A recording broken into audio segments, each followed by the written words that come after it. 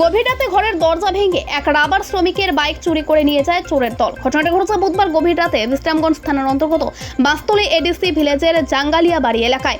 Rubber শ্রমিকের নাম Newton Debbarma, বয়স 27, পিতার নাম সঞ্জয় কুমার দেববর্মা। প্রতি বছর দুর্গাপুজো ঘনিয়ে আসছেই বিশ্রামগঞ্জ থানা এলাকায় শুরু হয় বাইক চুরি। এবছরও তার ব্যতিক্রম নয়।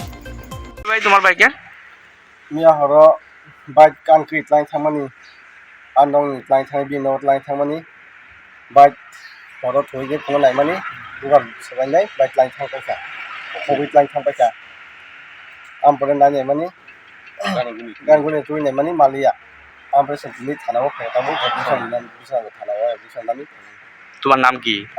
आं निउटन देबरमा पारा जांगालिया पारा दासर बास्तलि দরজা ভাঙা নিছে গা।